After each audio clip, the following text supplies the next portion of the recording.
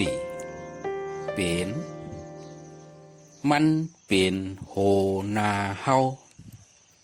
มันเป็นโหนาเฮา He is our leader เฮาเป็นผู้เข้าจุม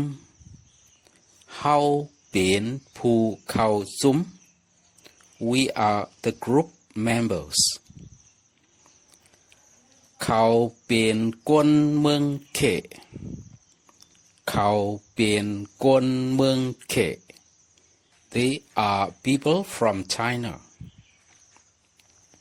เขาเป็นเขเขาเป็นเข They are Chinese เขาเป็นไต้เกาะมันเขาเป็นไต้เกาะมัน I am his friend Verb to have มีเขาพ่อแม่มีลูก5เกาะเขาพ่อแม่มีลูก5เกาะ This couple has 5 children เขามีเฮือนหลวงหลังหนึ่งเขามีเฮือนหลวงหลังหนึ่ง They have a big house เขามีเงิน5เหรียญเขามีเงิน5เหรียญ I have money 5,000 เมื่อมีการนำหน้าเมื่อมีการนำหน้า You have a lot of works เมื่อมีข่าวยามหลัดต่อเก่าเมื่อมีข่าวยามหลัดต่อเก่า You don't have time to talk to me Verb to do เฮ็ดสร้างซ้ายหลง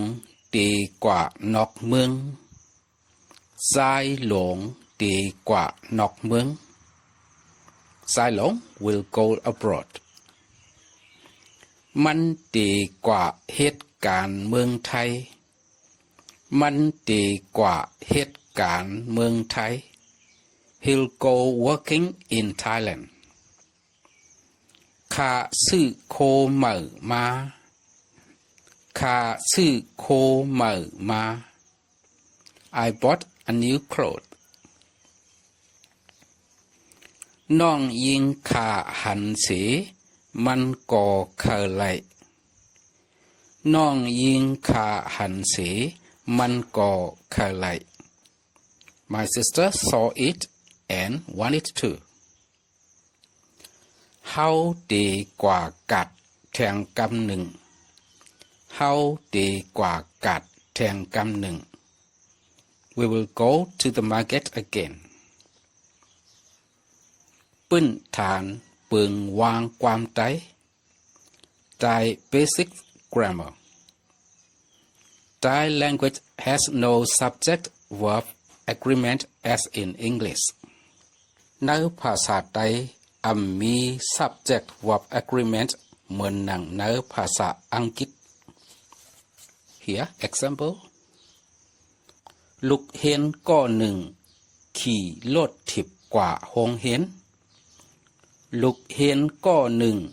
ขี่รถถิบกว่าโรงเห็น A student rides a bicycle to school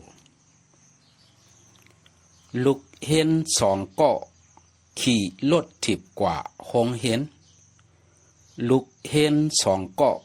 ขี่รถถิบกว่าโรงเห็น Two students ride bicycles to school ลูกเห็นกำพองขี่รถถิบกว่าโรงเห็น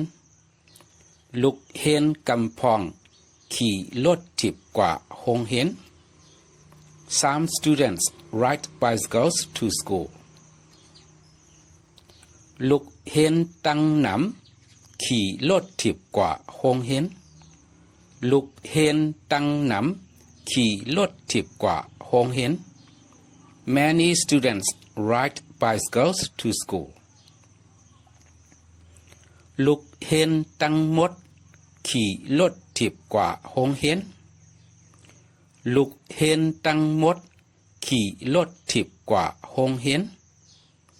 All students ride bicycles to school กำหิก adjective A boy talks to a girl ชายก็หนึ่งลาดต่อหญิงก็หนึ่งชายก็หนึ่งลาดต่อหญิงก็หนึ่ง A tall boy talks to a beautiful girl ชายสูงก็หนึ่งลาดต่อหญิงห่างหลีก็หนึ่งชายสูงก็หนึ่งลาดต่อหญิงห่างหลีก็หนึ่ง That boy is tall and fat ชายก็นั้นมันสูงเสปีไว้